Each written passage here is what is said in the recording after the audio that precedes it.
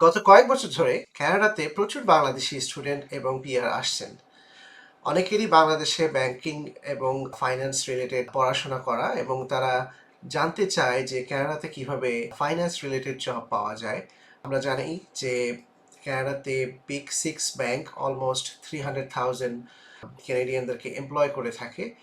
So কানাডাতে banking sector একটা বিরাট sector, যেখানে অনেকেই ইনিশিয়ালি জব পাচ্ছেন বা হয়তো বা কয়েক বছরের মধ্যেই, কয়েক মাসের মধ্যে ল্যান্ডিং করার পরে পেয়ে যাচ্ছেন ব্যাংকিং সেক্টরে জব। সো এই ভিডিওটাতে আমি ব্যাংকিং সেক্টরে কিভাবে জব পাওয়া যায়, কিভাবে অ্যাপ্রোচ করতে হয় এমপ্লয়ারকে, অথবা কি ধরনের সার্টিফিকেশন দরকার হয়, এই বিষয়গুলো নিয়ে এই ভিডিওতে একটু আলোচনা করব। আমার নাম আহমেদ মাহিয়ান, আমি personal finance expert here in Canada and US. আমি 7 বছর ক্যানাডার ব্যাংকিং সেক্টরে কাজ করেছি, এবং রিসেন্টলি আমি নিজের একটি ফাইন্যান্সিয়াল প্ল্যানিং ফার্ম এবং একটা পোর্টফোলিও ম্যানেজমেন্ট কোম্পানিতে অ্যাসোসিয়েট পোর্টফোলিও ম্যানেজার হিসেবে কর্মরত আছি। সো এই ভিডিওটাতেই আপনি আমাকে বাংলাদেশি একজন স্টুডেন্ট আমাকে বেশ কিছু কোয়েশ্চেন পাঠিয়েছে। So I want to address those questions in this video. So the first question that he asked me is, কানাডাতে ক্যানাডিয়ান এক্সপিরিয়েন্স বা ক্যানাডিয়ান ডিগ্রি ছাড়া ফাইন্যান্সের জব পাওয়া যায় কিনা। So that was his first question. এবং আমি যদি এটাকে খুব সহজভাবে দুইটা ভাগে ভাগ করি, কানাডাতে দুই ধরনের জব আপনি ফাইন্যান্সে পাবেন। একটা হচ্ছে এন্ট্রি লেভেলের জব, অথবা আরেকটা হচ্ছে যে আপনি একটু সিনিয়র লেভেলের যে জবগুলো আছে সেই জবগুলো।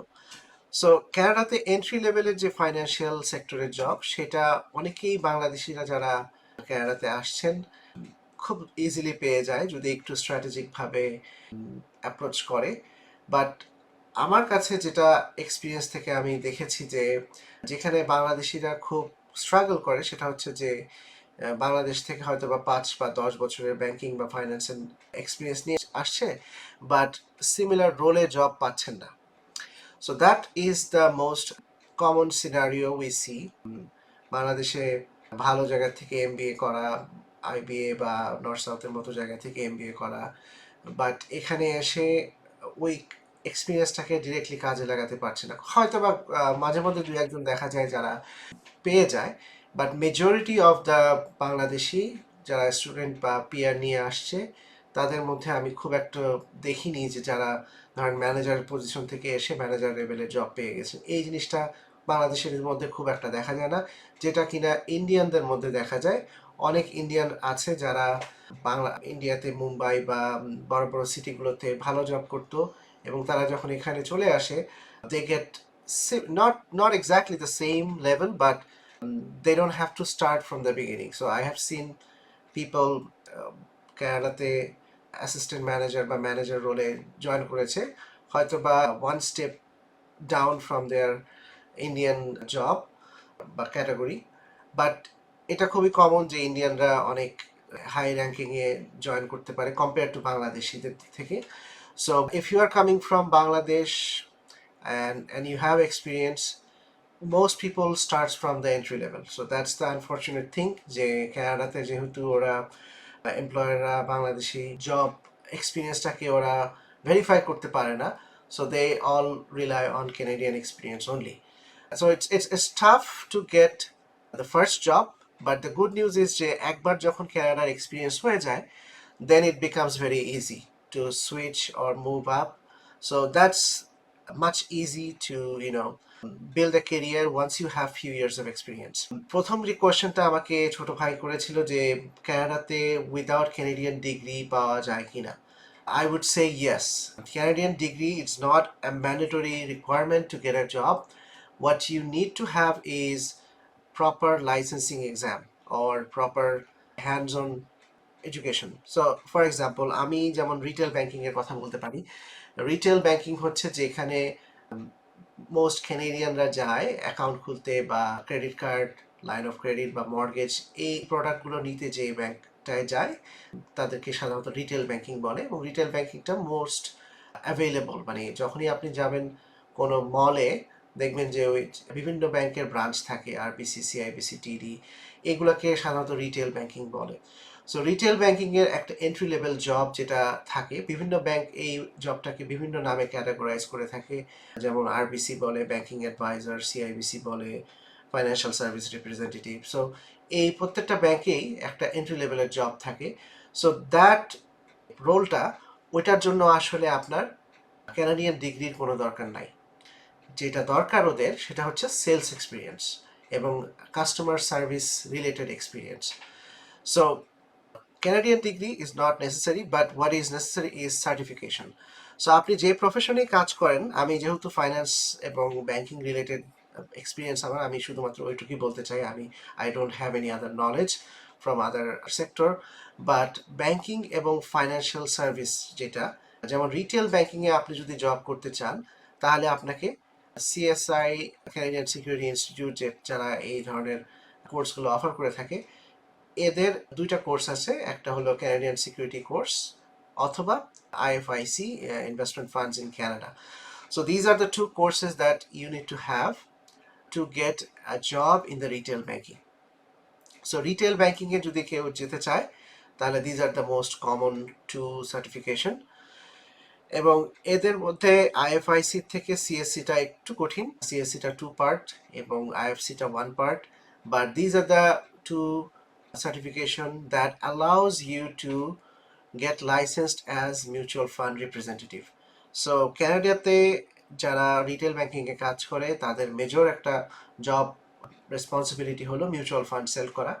এবং মিউচুয়াল ফান্ড সেল করতে গেলে প্রত্যেকটা ইন্ডিভিজুয়ালকে লাইসেন্সড হতে হয় সিরোর সাথে, Canadian investment regulatory organization.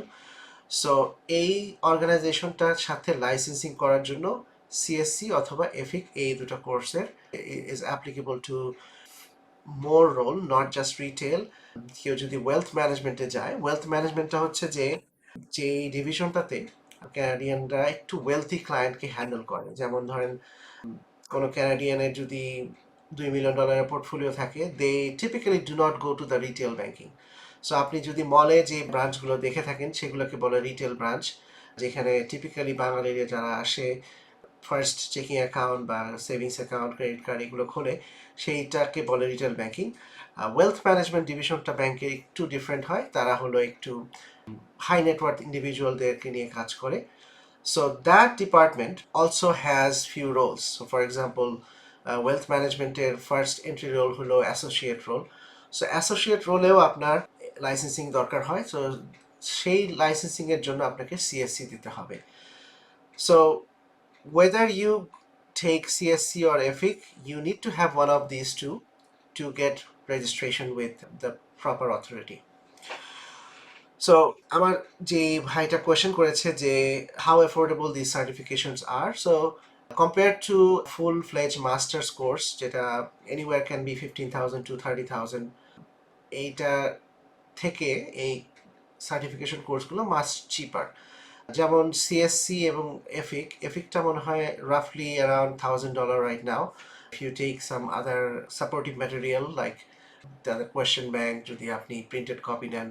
So আপনারা সিএসআই এর ওয়েবসাইটে গিয়ে আপনারা দেখতে পারেন যে what is the price for those exams, but CSC tends to be a little more expensive because it has two part.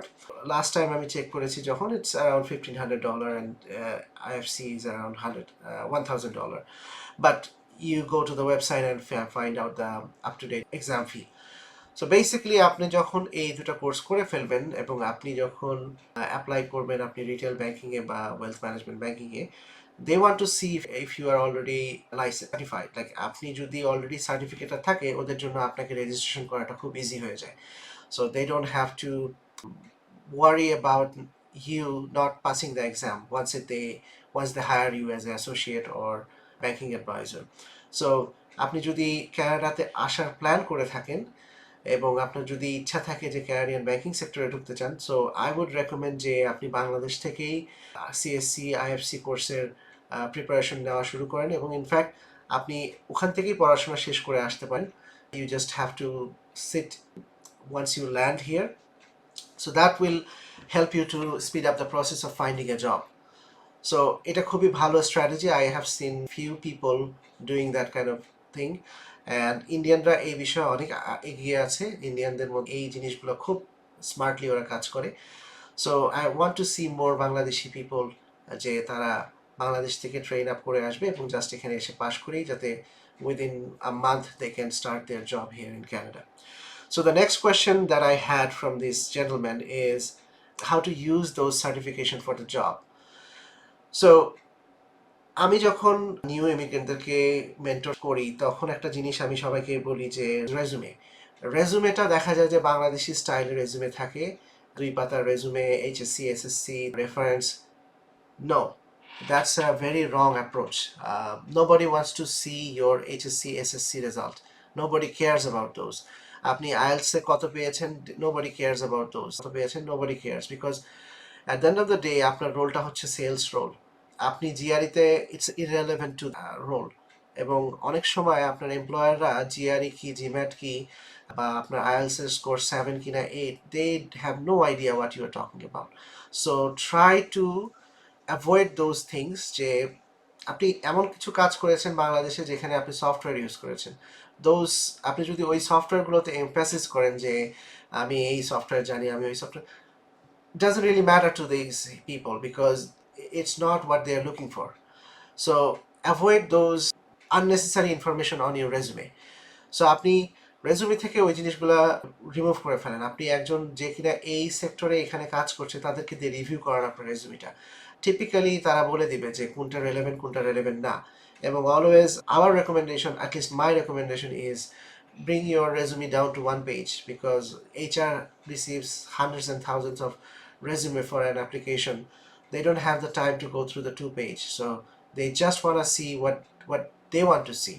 So আপনার রোল যদি চায় সেলস এক্সপিরিয়েন্স, দেন অ্যাড মোর সেলস এক্সপিরিয়েন্স। যদি আপনার যে পজিশনে অ্যাপ্লাই করছেন সেখানে যদি কাস্টমার এক্সপিরিয়েন্স চায়, আপনি ওইটা হাইলাইট করবেন। আপনি বাংলাদেশে highlight that 3 months experience that you had with Starbucks, because that's a skill that you are demonstrating that you have customer service skill. এখানে ওয়ালমার্টে কাজ করে থাকেন সেলস অ্যাসোসিয়েট হিসেবে, দে আন্ডারস্ট্যান্ড ইমিগ্রেন্টরা এসে এই ধরনের জবগুলো করে। They just want to confirm that you have some Canadian experience with some sales and customer service experience. So that's all they are looking for. And আপনার যদি সিএসসি বা আইএফসি করা থাকে, then they are okay. They have no, I mean, আপনার যদি বাংলাদেশ থেকে IB এর MBA থাকে বা এনএসইউ এর এমবিএ থাকে বা ভালো জায়গার এমবিএ থাকে, they don't care because they don't know. So IFC বা CSC is more relevant to them because that will help them to register you to the proper authority.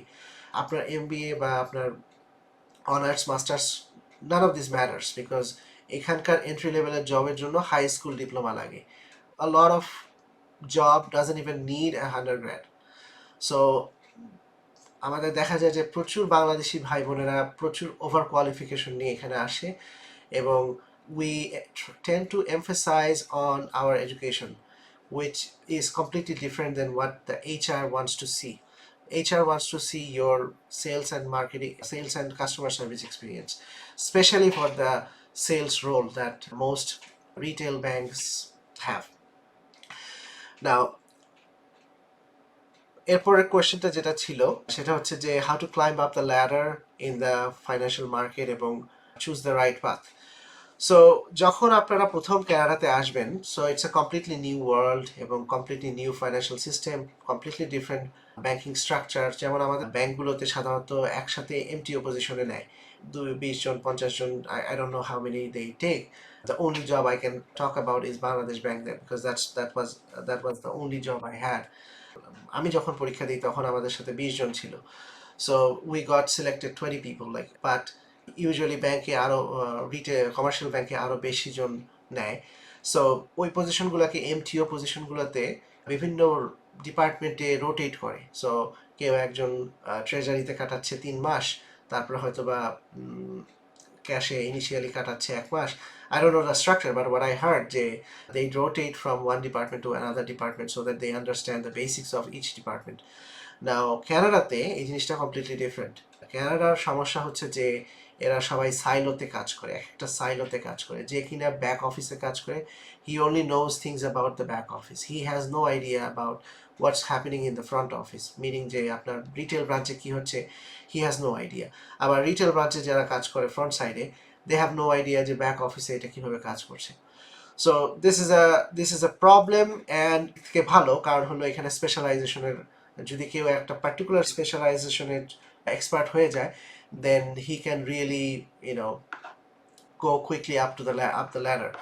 So মানে আমার recommendation একটাই যে এখানে আসার পরে যে কোনো জবে, যে কোনো ফাইন্যান্সিয়াল রিলেটেড জবে, ডাজন্ট রিয়েলি ম্যাটার যে এটা আপনার লাইনের হচ্ছে কিনা বা আপনার একটু একটু দূরে হচ্ছে, you get started, that's the main part. Once you start, you have a Canadian company logo in your resume, on your resume, and you start building your experience.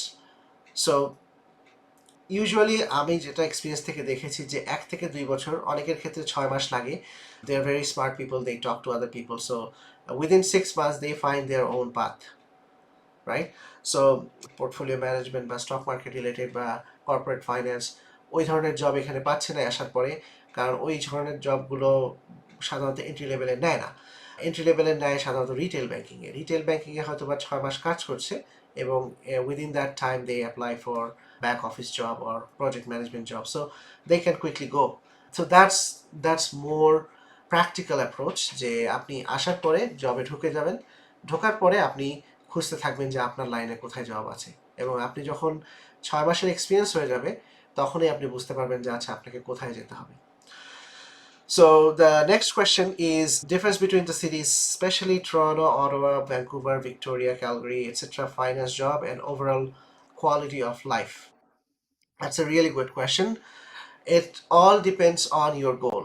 So each cities, for example, আমি প্রথমে সাসকাটুনে আসি, সাসকাটুনে আসার পরে I got my master's degree from University of Saskatchewan, but I didn't get any uh, better job in Saskatoon because Saskatoon খুব ছোট একটা city, 250,000 at least, that's the population when I was there. 250,000 population, core financial মার্কেটের কোনো job ছিল না, সবই ছিল retail ব্যাংকিংয়ের জব।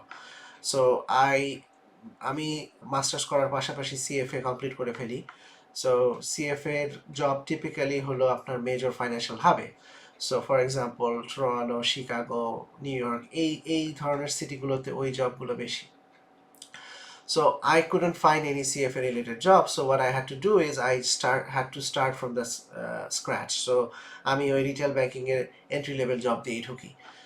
সো সো আপনি কোথায় আসছেন এবং ওই সিটির মার্কেট সাইজ কত, মানে জব মার্কেট সাইজ কত, that's very important. So majority of Bangladeshi যারা আসেন তারা দেখা যায় যে টরন্টো এবং ভ্যাঙ্কুভার এই দুটো সিটিতেই আসেন। টরন্টোতে বেশি আসেন, ভ্যাঙ্কুভারে ইউজুয়ালি স্টুডেন্টরা বেশি আছেন, তারপরে বাট পিআর নিয়ে যারা আসে তারা দেখা যায় যে টরন্টোতেই প্রথমে আসছেন। সো টরন্টো যেহেতু ফাইন্যান্সিয়াল হাব ক্যানাডার এবং সবচেয়ে লার্জেস্ট সিটি, সো অবভিয়াসলি এখানে জবের সংখ্যা সবচেয়ে বেশি। But Toronto has its own problem, যে এখানে লিভিং কস্ট খুবই expensive, specially in the last 3-4 years it got out of control. মানে এখন 2 bedroom apartment $2,500, 1 bedroom apartment $2,000, even basement apartment are $1,600-1,700. So আপনি যদি ধরেন একটা $50,000 জব করেন, $50,000 জবে আপনার বাই উইকলি পেমেন্ট আসবে খুব বেশি হলে $1,500। সো $1,500 দিয়ে আপনি বাই উইকলি দিয়ে আপনার এক পেমেন্টে চলে যাবে পুরো আপনার, ইনফ্যাক্ট এক পেমেন্টে যাবে না, আরও আপনার হয়তো বা খরচ বেশি লাগবে, যে আপনার বাসা ভাড়া দিতেই আপনার প্রায় মাসের 60% চলে যাবে। বাকি যে 40% থাকবে আপনার ট্রানজিট পাস, আপনি যদি আই এম অ্যাসিউমিং যে you're gonna take public transport for the first few months, but আপনি যদি গাড়ি কেনেন তাহলে গাড়ির যে আপনার ইন্স্যুরেন্স এবং ইন্স্যুরেন্স খরচ এবং তেলের দাম, এবং আপনার যদি ফ্যামিলি নিয়ে আসেন, then it's very very tough to survive with one person's income, especially in Toronto, with a $50,000 job. So আপনি যদি সার্ভাইভাল জব পান, then if you are coming with a spouse, then both of you have to work. Same story goes to Vancouver. Vancouverও খুব expensive. Ottawa, Victoria, Calgary. Victoriaতে usually, again, I don't know, I don't know the stat, but Victoria tends to be very relaxed and provincial রাজধানী যেহেতু, এবং they tend to have a lot of retiree people. So I don't know how practical that city would be for a new immigrant, but Calgary is much better option যদি আপনি similar job পান, কারণ Calgary is a balanced city where the population is, I don't know, approximately 500,000, but it's a balanced city which is neither too big, neither too small, has decent Bangladeshi community and decent amenities. So ক্যালগেরিতে অনেকে এসে move করছে, সাসকাটুনেও অনেকজন move করছে। Ottawa is not bad idea, but Toronto unless you get a job, I would say যে ক্যালগেরিতে যদি সিমিলার র্যাঙ্কে জব পান তাহলে চলে যাওয়া উচিত। However, to go up to the ladder, যেটা যেটা এর আগের কোয়েশ্চেনটাতে করেছিল, যে টরন্টোর experience will help you to take a better position if you move to a smaller city. For example, যে কিনা Toronto senior manager, he can get a one step up if he moves to Calgary. So এটা অনেকটা বাংলাদেশের ঢাকা এবং ধরেন অন্য একটা বিভাগীয় শহর রাজশাহীর মতো। ধরেন রাজশাহী যদি ক্যালগারি হয় তাহলে ঢাকা ঢাকা হচ্ছে টরন্টো। জিনিসটা অনেকটা ওরকম, যে ঢাকার এক্সপিরিয়েন্স যদি থাকে তাহলে ওইটা আপনি ইজিলি ট্রান্সফার করতে পারবেন রাজশাহীতে, বা ইকোনমিক যে অ্যাক্টিভিটি সেটা ঢাকাতে অনেক বেশি রাজশাহীর থেকে। Anyway, so obviously bigger city like Toronto has more opportunity than smaller city like Calgary, but if you get a small same rank job, go ahead. Smaller cities are much better. I don't like big city like Toronto, but the only reason I'm here is just for career purpose. So second last question is overall career prospect in finance, keeping in mind the advance of IT and automation. So automation is changing the landscape of how we are doing business in finance. Obviously, we are constantly upgrading our skill with AI tools and other automation techniques. So অটোমেশনটা আসলে আপনাকে আপনার জবকে relevant রাখার জন্য আপনাকে adopt করতে হবে। So আপনি এআই অথবা যে অটোমেশনের যে জিনিসগুলো আছে এটাকে আপনাকে অ্যাডপ্ট করতে হবে আপনার সার্ভাইভালের স্বার্থে। সো ওয়েলথ ম্যানেজমেন্টে কাজ করি, so we are constantly using AI to, especially in the marketing side right now, and we are also using AI for other tools like building a job post or things like those. AI is really good to give us a first version. Obviously, AI বা automation এই জিনিসগুলো পুরোপুরি আপনাকে 100% remove করবে না, but what they can do is reduce your workforce from 3% to 1%. সো আগে যেটা তিনজনের কাজ ছিল সেটা এখন একজনের নামিয়ে আনতে পারছে, but still we need one person just to oversee if the AI is right or wrong, because they sometimes give very weird answers. So এই জিনিসটাকে চেক অ্যান্ড ব্যালেন্সে রাখার জন্য আপনার একজন লাগবে। বাট ডেফিনেটলি যে এআই এবং অটোমেশন এই আমাদের যে অ্যাপ্রোচ ফাইন্যান্সিয়াল প্ল্যানিং বা ফাইন্যান্স, এই কাজগুলোকে অনেক চেঞ্জ করছে। So last question is there any way to choose a career which uses both data analysis, basic code, and finance? If yes, what are the career options? So আমি নিজে ব্যক্তিগতভাবে আমার coding experience নাই। So আমি যেটা last এক বছরের chat GPT বা এই যে রিসেন্ট যে এআই মুভমেন্ট হওয়ার একটা সুবিধা আমি পেয়েছি, যে I wanted to learn coding, but seeing the benefit of using AI and automation, I don't have to learn coding anymore, because আমি যদি এখন যেই সফটওয়্যারগুলো বা অটোমেশন টুলগুলো আছে সেখানে আমি পয়েন্ট অ্যান্ড ক্লিক করেই আমি কোডিং এর যে আর্গুমেন্টগুলো ওগুলো আমি ডেভেলপ করতে পারি। So it's getting easier for non IT people, এবং অনেক অনেক সফটওয়্যার প্রোগ্রামেরই এখন আমি শুনতে পাচ্ছি যে তারাও টু স্কেয়ার, যে everybody is using chat gpt or different types of AI tools to write the basic code, So first version of the coding, they are using different AI tool to speed up the process. But 100% automation হবে না, but it may reduce substantial workforce. So আপনার যদি IT automation সম্পর্কে knowledge থাকে, so keep learning more. That will definitely help, because 45 up, they really don't have passion, or I would say যে তাদের অতটা passion নাই যে এই জিনিসগুলোকে শেখার। সো আপনি যদি রিসেন্টলি ক্যানাডায় আসেন ইমিগ্রেশন নিয়ে, তাহলে আমি বলবো যে এই স্কিলগুলো ডেফিনেটলি হেল্প করবে।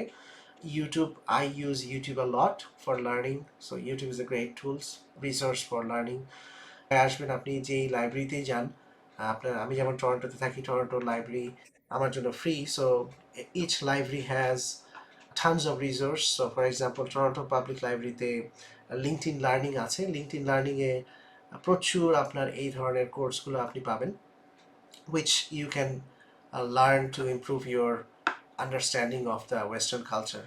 So আমাদের দেশে যেই জিনিসগুলো হয়তো বা খুব কম মানুষজন ইউজ করছে, but it becomes a lot globalized now. I mean, বাংলাদেশে যেভাবে ইনফরমেশন ফ্লো হতো, they become much more fluid now. আমি বাংলাদেশি কমিউনিটি এখন খুব কুইকলি অ্যাডাপ্ট করে ওয়েস্টার্ন যেই জিনিসগুলো খুব দ্রুত আসে, সেইগুলোকে খুব দ্রুত অ্যাডাপ্ট করে নিতে পারছে। So that's a very positive side. So to wrap up the whole argument, আমি বলবো যে যদি আপনারা ক্যানাডা রিটেল সেক্টরে আসতে চান, it can be banking, it can be insurance company, it can be mortgage company. So whatever industry you are coming, or আপনি realtor হতে পারেন, so whatever industry you are aiming for, get the basic license done as soon as possible, এবং ask mentorship. This is a very important concept যেটা ক্যানাডিয়ানরা খুব high value করে, but আমাদের দেশে জিনিসটা করে না। But mentorship is a very important factor আপনার লং টার্ম কেরিয়ার সাকসেসের জন্য, এবং কার কাছ থেকে আপনি অ্যাডভাইস নেবেন, that's a very crucial point. কারণ আমাদের দেশে, আমাদের যে culture, we want to give advice two anybody on any topic. So আমরা আসলে যেটা বলে যে আমরা সব বিষয়ে এক্সপার্ট, বাট আমাদের ডেপথ অফ নলেজ খুব কম। সো আপনি কার কাছ থেকে অ্যাডভাইস নিচ্ছেন, that's a very important issue. I normally don't give any advice other than my own area, because that's gonna be, আমি যদি এখন ডাক্তারি বিষয়ে অ্যাডভাইস দেওয়া শুরু করি বা অন্য কোনো বিষয়ে অ্যাডভাইস দেওয়া শুরু করি, that would be a very bad idea, because I have no idea of those industry and how they work. But I tend to stick to my own area of expertise, which is finance, banking related, wealth management, stock market related. So to wrap up this video, if you like this video so far and you find some value, please subscribe or like this video, so it helps us with the YouTube algorithm. And if you know somebody who might get benefit from this video, please share with your friends, and see you next time.